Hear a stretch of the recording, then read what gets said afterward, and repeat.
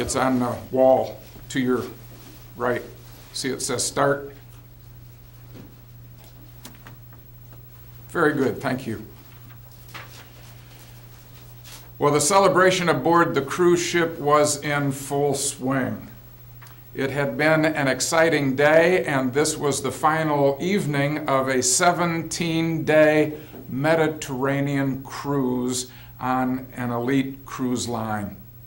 The celebration was very appropriate, and all of the elite people who had come on this elite cruise had gathered in the banquet hall, where at the head table the captain sat, and then the crew, and then the people were spread out around. One by one, the guests had come forward to make a speech, and then some of the crew had stepped forward, and finally the captain stepped forward to add the, not quite the last, but the next to last statement. Earlier that day, one of the passengers, a 77-year-old man, had been standing at the rail of the ship, looking out onto the horizon of the blue Mediterranean. And as he gazed out on all the beauty of that scene, suddenly a young woman standing nearby fell overboard into the water. Immediately, he was into the water, swam over next to her, grabbed around her shoulders, and held her up. Word went out that there were 2 people overboard, and the ship slowly made a circle back around and picked up those 2 out of the water. Immediately, that 77-year-old man became the hero of the boat, and the celebration that night was in honor of him. All the speeches were in honor of him. The captain had even brought a tuxedo out for him to wear that night as he sat there at the head table, a little embarrassed by it all. And then the captain invited him to make the final speech. Here came the champion of the sea, a little nervous, a little disoriented, and he made what was probably the briefest hero speech that was ever made. He said, "Ladies, gentlemen, there's just one thing I want to say. Who pushed me? Who pushed me?" Have you ever been pushed? Pushed by a parent? I remember being pushed into piano lessons. It was not a good experience. It didn't work. The only thing I learned from that was that I wasn't good on daily work, discipline, or music. Sometimes you've been pushed by a teacher, pushed into an assignment that you weren't really ready for, into an exam that you weren't happy about, maybe pushed up into a higher level of reading that made you feel very uncomfortable and very at ease because you weren't yet ready for it. Have you ever been pushed by God? Has God ever pushed you somewhere that you really wouldn't choose to go on your own? God does that on a regular basis. Not because he's mean, but because he has a great plan. When we look today at Matthew chapter 14, and I would invite you to pull out your Bible or find it on your phone or your computer. Matthew chapter 14. We're going to be looking at verses 22 through 33. We're going to be looking at a couple of parallel stories, and maybe you'll find that it's even your story about being pushed by God into a storm, into the chaos of life. We're going to look at why he does that and what is the result of all of that. And rather than giving it to you in a logical fashion, I want to present it to you in more of a story form today. I want you to begin by looking with me at verse 22, and verses 22 through 25 give us the kind of the setting for this story. but it teaches us that obedience sometimes pushes a disciple into peril. Sometimes when we obey God, when we do what He asks us to do, we find that He's pushing us into a situation that we would not choose to go in, a situation of chaos, a situation of peril. In this particular case, it was the disciples' obedience to Jesus' command that landed them in the midst of a stormy sea, in the middle of threatening chaos. Verse 22 says, "Immediately He compelled the disciples to get into the boat." Some translations say made them get into the boat. Some translations say commanded them to get into the boat. I think the word that's proper here is probably the word compelled.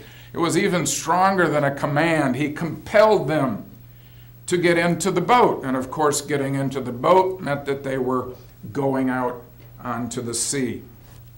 As they got into the boat, Jesus climbed up into the mountain, and He was alone there in a time of prayer. Evening was coming on. Notice in verse 23, it says, "When it was evening, Jesus was up on the mountain alone. The disciples were down in the boat on the sea." Verse 24 says that the boat was already a long distance from the land. And notice what was going on in the boat. They were battered by the waves, and the wind was contrary. And in the fourth watch of the night, He came to them walking on the water. They responded to Jesus' command. They got in the boat. And it wasn't long, as evening was coming on, that night came along, and in the darkness, a storm blew up. The waves were battering against the boat. The wind was contrary, and there they were in the middle of all of that, and Jesus came walking on the sea. They were in a physical turmoil. They were under physical threat from the wind and the waves and the sea. The sea, for them, some of them, they were fishermen. The sea was a place that they would ordinarily be comfortable with, but in the middle of the night, on a stormy sea, it was still threatening to them. And in the way the sea was conceived back in that day, the sea was seen as a place out of which evil would come. Bad things happen when you're on the sea. It's a precarious place to be. And in the middle of all of that physical threat, in the middle of all of that threat of life, came the emotional threat because Jesus was walking on the sea. I cannot imagine that. I was on a storm in the middle of a lake with my dad when I was little. We'd been fishing and storm came out and it was dark and lightning and I was frightened. But I didn't see anybody walking on the water.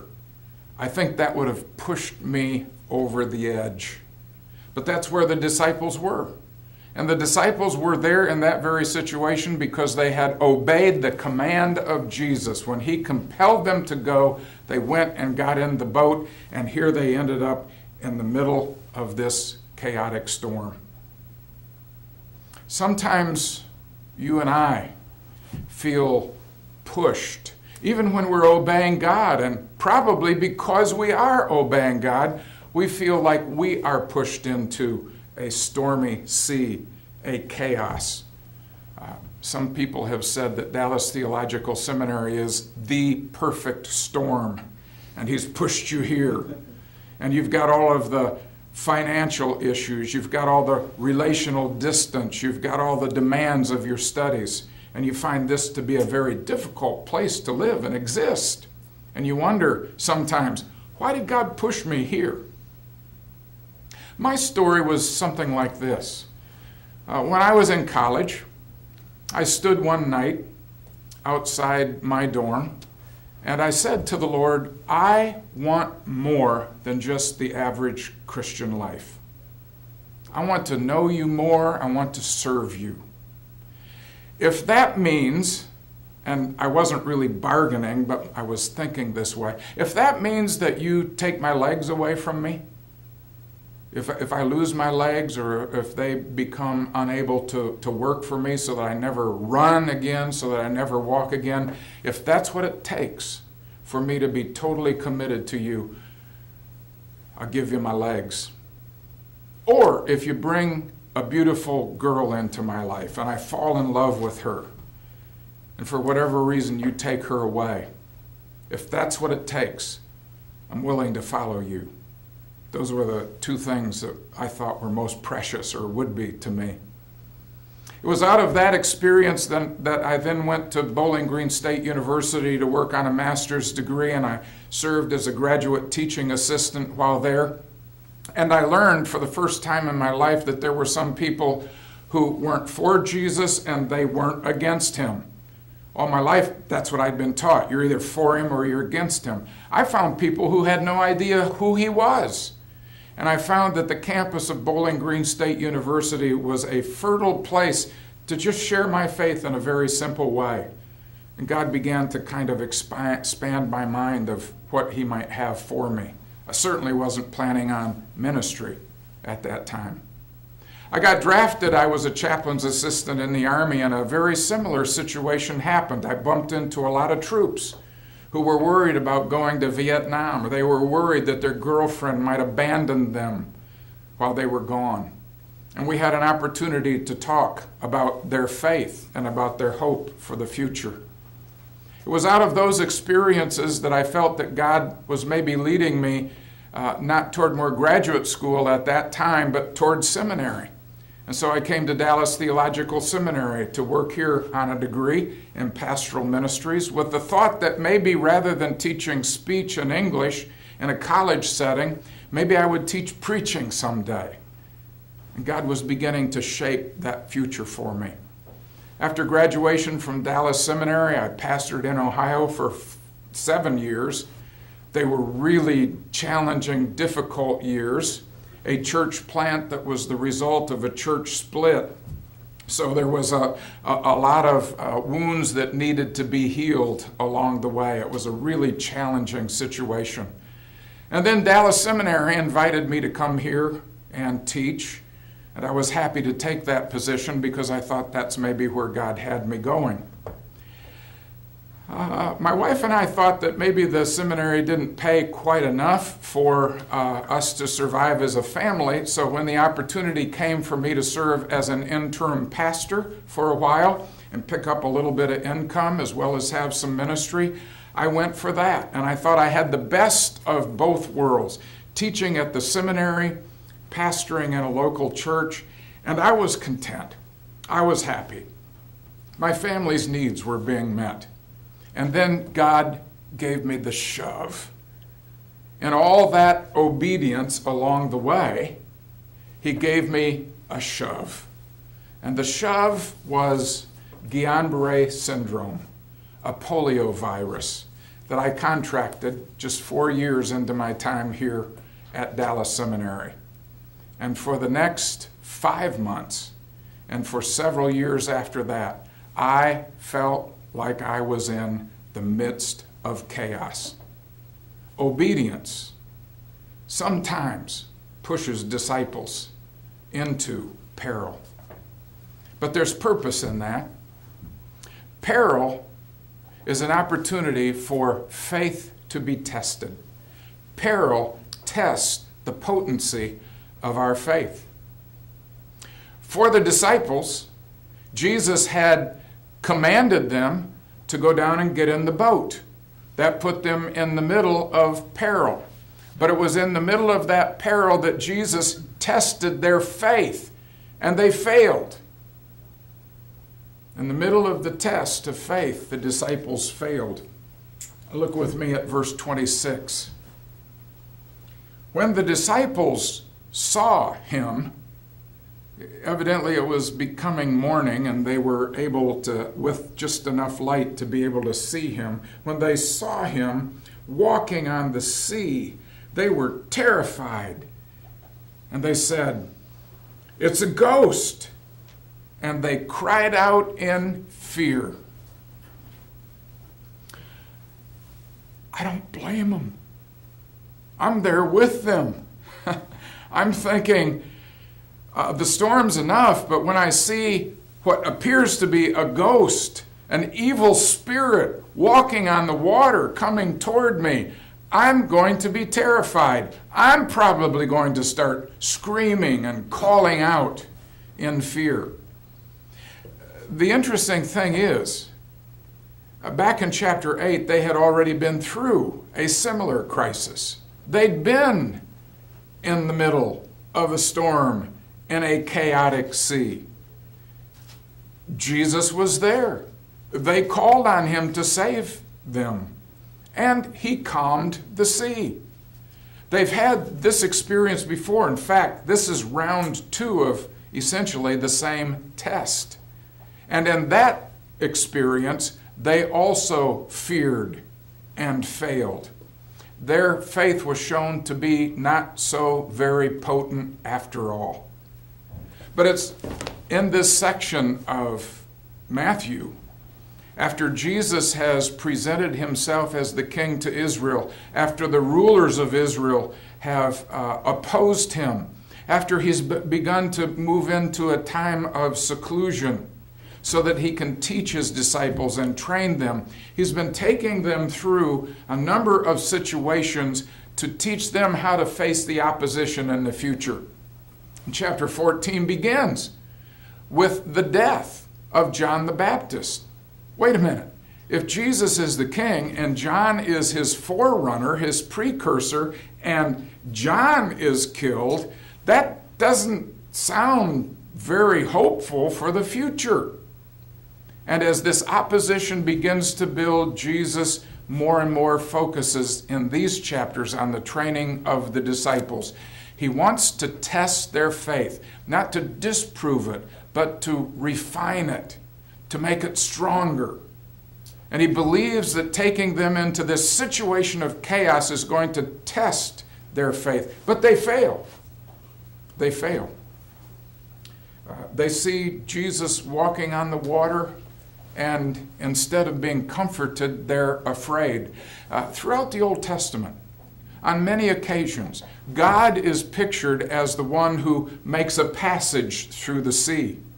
He's pictured as one who even walks on the sea. Job chapter 9 and verse 8 says, "You alone stretch out the heavens and tread upon the waves of the sea." I'm sure the disciples knew that text and texts from several other places in the Old Testament, but in that moment of terror, they forgot, and they fell into great fear. Some of you may be in a similar situation in this perfect storm of Dallas Theological Seminary, and you're wondering, again, now that my finances have evaporated, where's tuition coming from? Now that I'm overwhelmed with my studies and see how demanding they are, trying to balance that with time with my family and my new son, how am I going to make all of this work? Some of you are thinking about what happens once I get out of this wonderful, cozy womb of Dallas Theological Seminary and go into the real world. Then I'm going to find myself in a chaotic situation. Will I have faith or will I fear? Guillain-Barré syndrome is a poliovirus that stimulates the body's own immune system. And the white blood cells start attacking the virus, the poliovirus. But when it defeats the poliovirus, it doesn't stop. It keeps attacking the body and the thing that most closely imitates the virus. And that's the myelin coating that goes around all of the nerves in your nervous system. And it starts eating away that myelin protective coating so that raw nerve is exposed. It can lead to almost instantaneous death. Tony Dorsett's girlfriend died in a matter of a few hours back in the 80s from Guillain-Barré syndrome. For many people, it will paralyze. It'll bring paralysis, for some people, for a lifetime. Finally, when I was diagnosed, the doctor said, we've caught it early enough, we can treat this. We're going to treat this with steroids. We're going to do plasmapheresis. We're going to take the blood out of one arm and drain your whole body of blood little by little. We're going to strain out the white blood cells and put the red back in your other arm. He said, we'll do that several times and that'll slow down the attack on your body. He said, it'll probably take 2 weeks and then you'll be able to get back to a normal schedule. My response wasn't normal. My response was 5 months in bed on my back in excruciating pain. It was 5 months of feeling like I'd hit my funny bone. You know, when you hit your funny bone and it tingles and it burns, I felt like that over my whole body. I took a pain pill, I took a muscle relaxer, I took every drug they would give me as soon as they would give it to me for 5 months. I laid in bed. I became discouraged. I became depressed. I'd never known depression until that time. I became overwhelmed with knowing what it was to be an invalid. Don't know if any of you have ever been in a position where you have been invalid. I came to understand what that word means. It means invalid. You're not valid because you can't do anything. I couldn't do anything for my family. They had to do everything for me. I couldn't do my job. I couldn't go to church. I couldn't get out of bed. And the longer that went, the more I felt the pain, the more I worried that maybe I won't die. Maybe I'll just go on like this for the rest of my life, feeling this kind of pain and agony. It was, I'll tell you, the worst experience I ever had in my life. It was 5 months of chaos. And the longer it went, the weaker my faith became and the greater my fears became. Sometimes when we get pushed into the middle of chaos and peril in order to test our faith, we don't see it strengthened, we see our weakness exposed. But it's in those moments, it's at that time that Jesus shows up. And Jesus' presence transforms our fear into faith again. When God shows up in moments of peril, as we're failing that test, even once again, when He shows up to transform through His presence our ongoing fear into faith. Jesus showed up to transform the faith of the disciple, the fear of the disciples into faith. Notice what He says in verse 27. Immediately Jesus spoke to them. They're crying out in fear. And immediately Jesus spoke to them and He says 3 things. Take courage. I like the King James translation of that. Be of good cheer. Be of good cheer. It only occurs one other time in Matthew's gospel. It only occurs 3 times in all of the gospels. In chapter 9 at verse 2, Jesus said to the paralytic, be of good cheer. He thought he was going to be healed. Jesus says, your sins are forgiven. And then He healed him. So be of good cheer is kind of a word that promises hope and deliverance. And Jesus says to the disciples, be of good cheer. Take encouragement. It is I. It is I. This is the same phrase in Greek that we have in the Septuagint. In Exodus chapter 3, verse 14, when Moses says to God, who shall I say sent me? Jesus said, Tell them I am. Ego, eimi. I am. It's the response Jesus gives in John chapter 8, verse 58, when the authorities challenge him, and he proclaims his deity by saying, before Abraham was, I am. That should have rung in the ears of the disciples. A statement that somebody significant, somebody out of the ordinary is here. It is I. Do not be afraid. They were afraid. He says, don't be afraid. Why? Because I am here. Because of his presence. One of the beautiful things about Matthew's gospel is that this is just about right in the middle of the book. And if you look back at chapter 1, when Joseph is really concerned about what's going on with Mary, and the angel appears to him and says, and you shall name him Jesus, because he will save his people from his sins. And this was in fulfillment of the prophecy of Isaiah, who said, and he shall be called, you guys know? Emmanuel.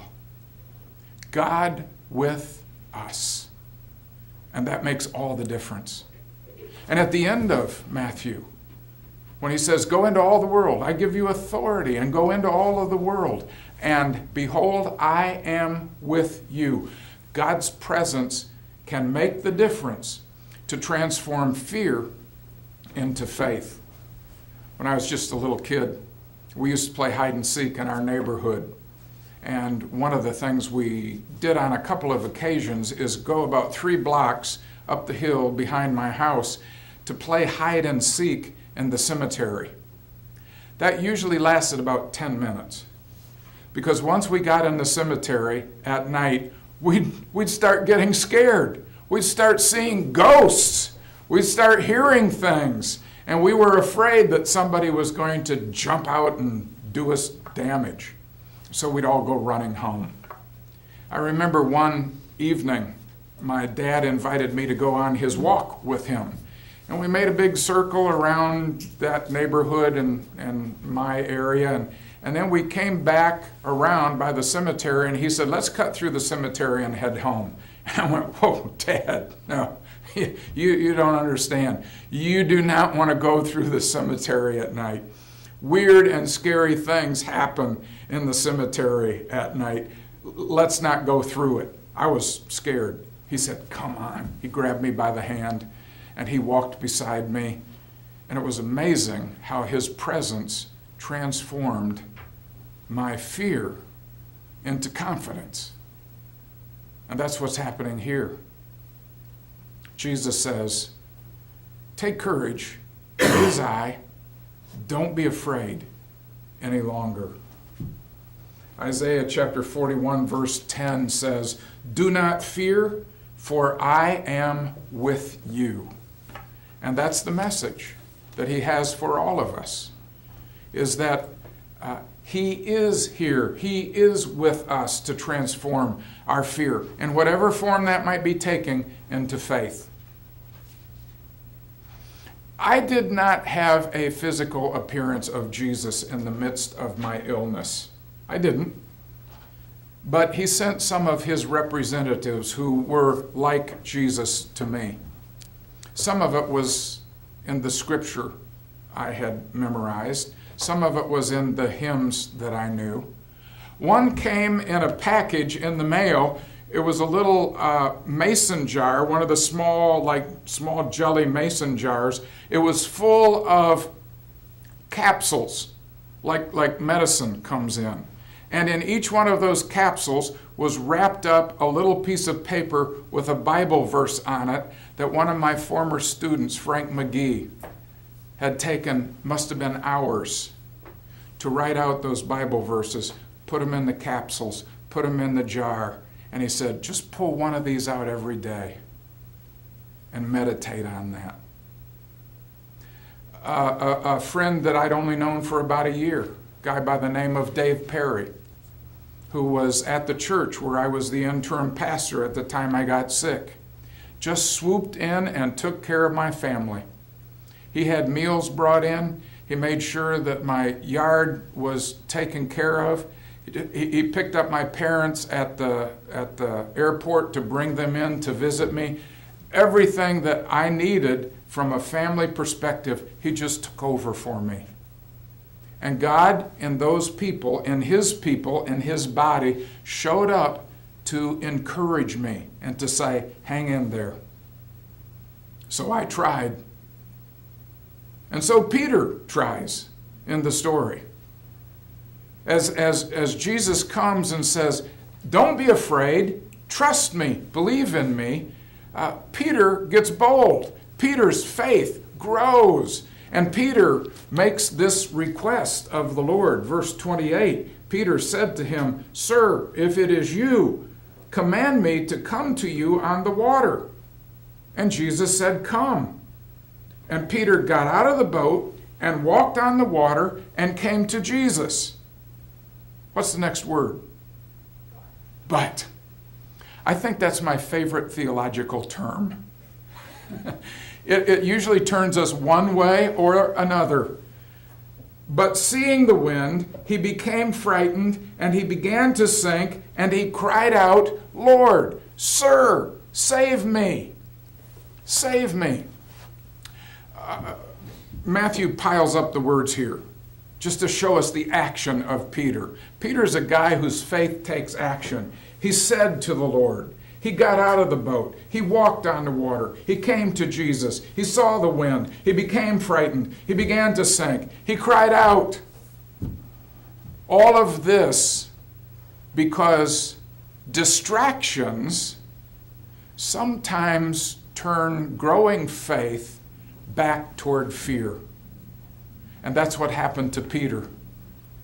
When Peter began looking at the water, when he took his focus off Jesus, the distractions of the wind and the wave caused him to doubt again.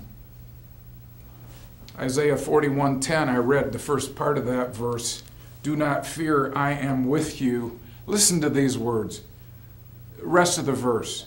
Do not anxiously look about you, for I am your God. I will strengthen you. Surely I will help you. Surely I will uphold you with my righteous right hand. No need to doubt, Peter. But the distractions pulled him back toward fear rather than toward faith. And that will sometimes happen to us. That will be part of our experience. That's why this test is being given the second time to the disciples. They'd failed it before, but Jesus wasn't going to let them off until they passed this test. And so in the middle of his distraction, in the middle of this fear returning into his experience, Peter calls out again to Jesus to save him. Lord, save me. And look with me at how this story concludes. What we see in verses 31 through 33 is that an increased understanding of the power and the person of Jesus evokes faithful worship. This is where Jesus wanted to get them to all the time, but he had to push them into the chaos before he got them here. He showed up, his presence started moving them in the right direction. And as they had an increased understanding of his power and his person, that faith was evoked. Verse 31, immediately Jesus stretched out his hand. He took hold of him, and he said to him, You of little faith, why did you doubt? And when he got into the boat, the wind stopped. You of little faith. We've heard this before. Oh, you of little faith. It's a rebuke to the disciples. He said the same thing back in chapter 8 when they failed the test of the sea. Oh, you of little faith. And he says, why did you doubt? One of only two uses of the word in the whole gospel. Why did you doubt? Why don't you believe me? Why don't you trust me? And then he lifts them up. The rescue the rebuke, and then the calming of the sea made these disciples stand back and say, whoa, wait a minute. What's going on here? What kind of person is this? Look at verse 33.